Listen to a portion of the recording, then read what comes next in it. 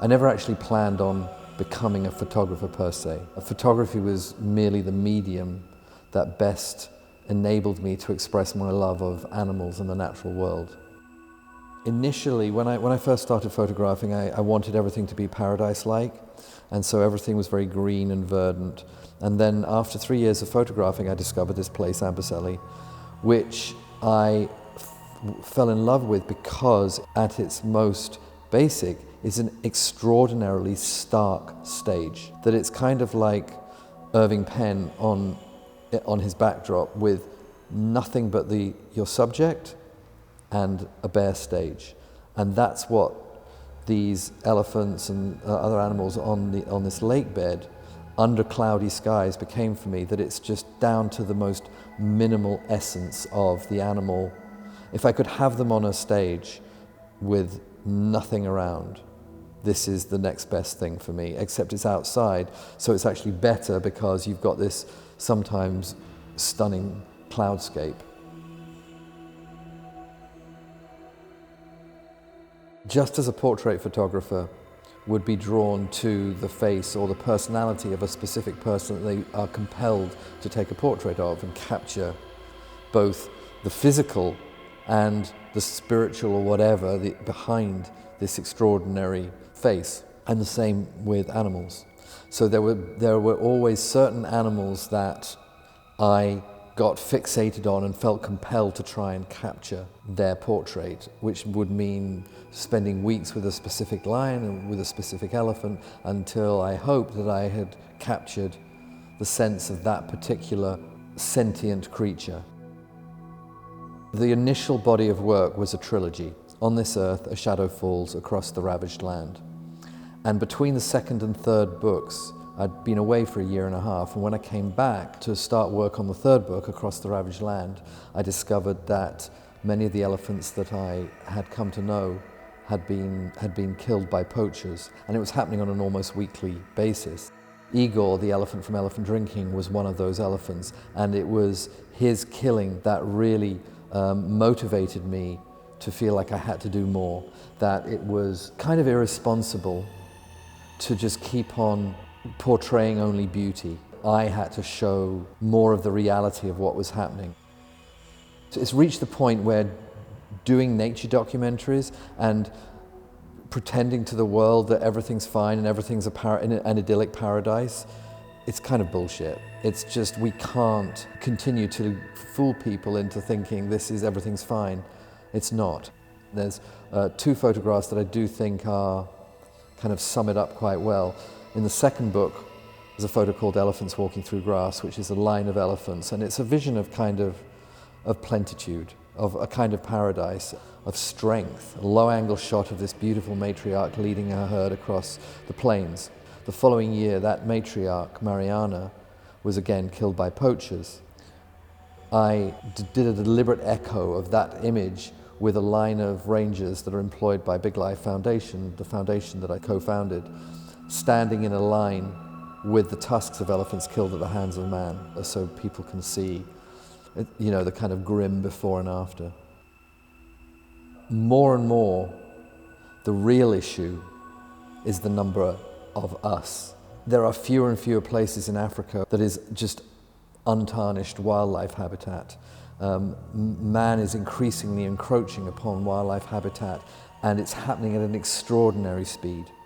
That's what became the kind of natural progression going into this latest body of work, Inherit the Dust. It was less about the poachers and more about there's just too goddamn many of us. It's a world of environmental devastation out of control.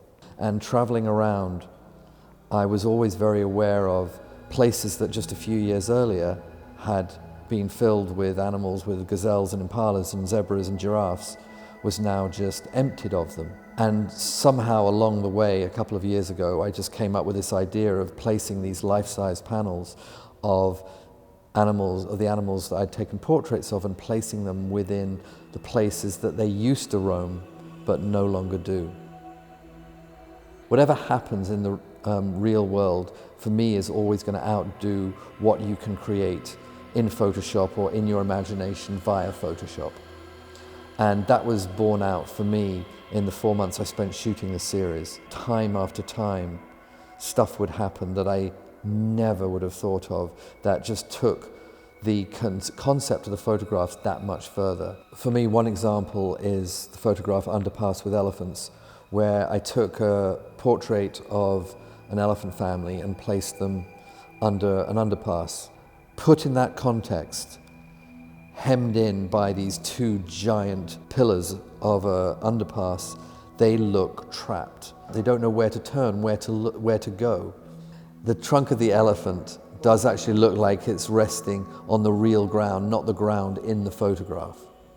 And then added to that was the complete unexpected appearance of these homeless people who live there, and the kids are all, they're just high on glue. I mean, there is a really sad, tragic quality to how the people are in some of these photographs.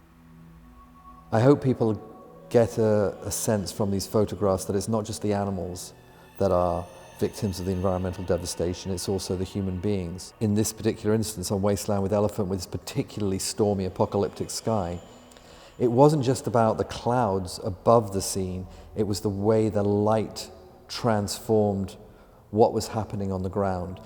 So in other words, not all flat light is the same. Every flat light is different. Even though you don't quite think so, even though you can't quite figure out what it is or why it is, and the sun's way behind a whole bank of dense clouds, there is something that changes. And so in that particular photograph, that just worked in conjunction with the panel set in that location. The very weakness of some photographs became their strength in this context. So, for example, the photograph of the chimpanzee down the alleyway. That photograph was never used because the chimpanzee wasn't making a connection with me. He was just looking down. And I just thought, well, you know what, I've got better. There, in the context of that alleyway, it looks like he's looking down, lamenting the loss of the world which he once knew. Right from the very beginning, I was captivated. I've always been captivated by black and white photography. I didn't want a modern sensibility. I wanted the images to feel like they were from another time, when those animals that I'm photographing in the here and now effectively appear to be long gone. So there's more sense of this kind of melancholic elegy to that world. That wouldn't have worked in color. I think it would have been too much eye candy. It would have been too sentimental. Moving on into the new work, that also for me had to be black and white. The original photographs were taken in black and white, and I wanted those panels of the animals to blend into this modern day world. There is a indefinable, impossible to analyze something that happens upon occasion of the interaction between light and negative. Sometimes good, sometimes bad, but it has for me a certain mystery, an atmosphere that I don't see when I have attempted to shoot digital. Digital for me has been too perfect, too sterile, too commercial, too lacking in surprises. Obviously my life would be so much easier shooting digital, and the projects would be much less expensive, and the images always leave me stone cold. I'm always very touched and flattered when people say they're moved by a still image.